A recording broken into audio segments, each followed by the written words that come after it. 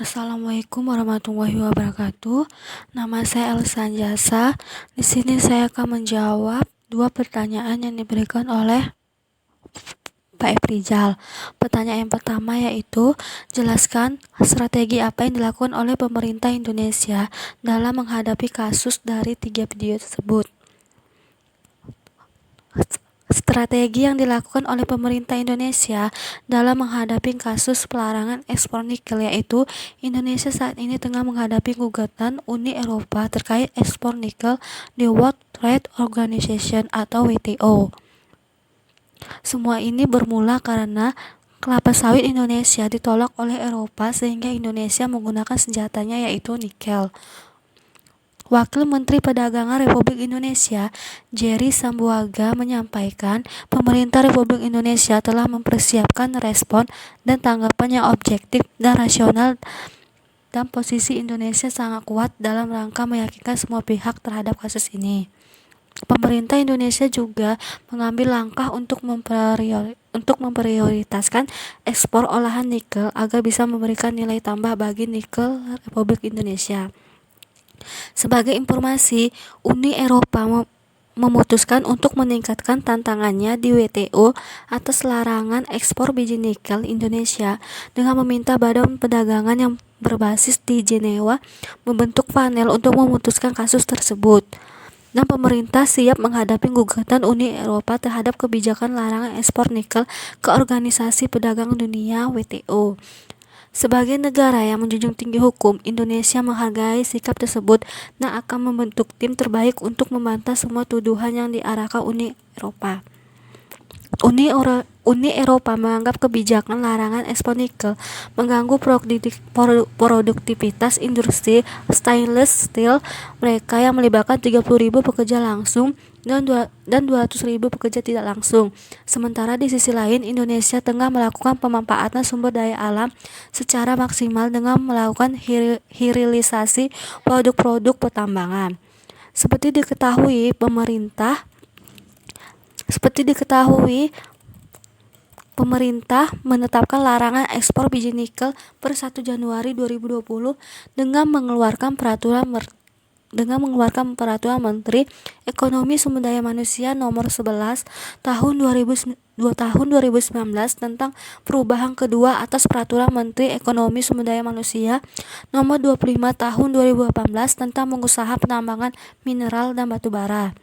Jadwal pelarangan ini lebih cepat 2 tahun dari Peraturan Pemerintah Nomor 1 Tahun 2017 tentang perubahan keempat atas Peraturan Pemerintah Nomor 23 Tahun 2010 tentang pelaksanaan kegiatan usaha penambangan mineral dan batu bara yang memperbolehkan ekspor tersebut hingga 2020. Kebijakan pelarangan ekspor nikel dimaksudkan agar industri dalam negeri melakukan hilirisasi, karena nikel merupakan bahan baku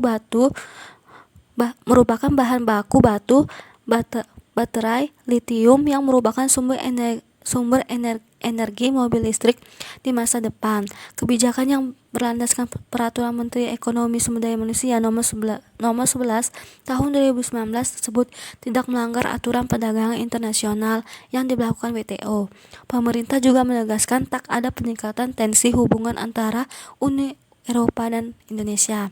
Pertanyaan yang kedua yaitu, jelaskan pendapat Anda dalam kaitannya dengan video di atas dan terkait dengan strategi yang dilakukan pemerintah Indonesia.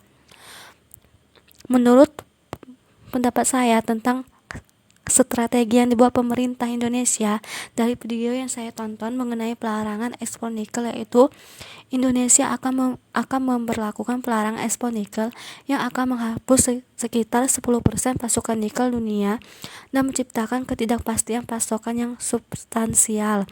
Pelarangan ekspor nikel akan mulai diberlakukan mulai 1 Januari 2020. Uni Eropa sangat minim sumber daya alam, maka dari itu Eropa menggugat Indonesia karena melarang ekspor nikel ke negaranya. Akan tetapi, Indonesia tidak tidak mempermasalahkan gugatan tersebut karena dari hasil ekspor nikel tidak banyak nilai tambah yang didapat. Adapun alasan pemerintah Indonesia melarang ekspor nikel yaitu tentu saja untuk upaya hilirisasi agar industri peleburan dan pemurnian smelter di dalam negeri bisa berjalan dengan baik dan mengingat bahwa Indonesia telah mampu untuk mengolah sendiri dengan adanya nilai tambah mineral mentah di dalam negeri bisa membuat atau menambah lapangan pekerjaan sehingga dapat memperbaiki pertumbuhan ekonomi negara Indonesia.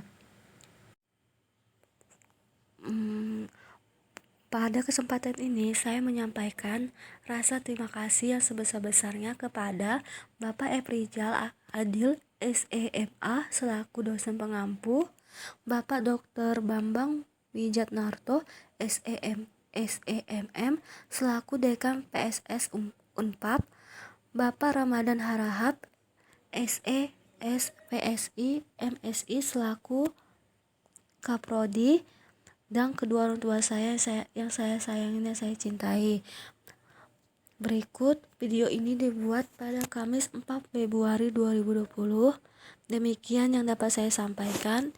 Apabila ada kesalahan kata, saya minta maaf. Assalamualaikum warahmatullahi wabarakatuh.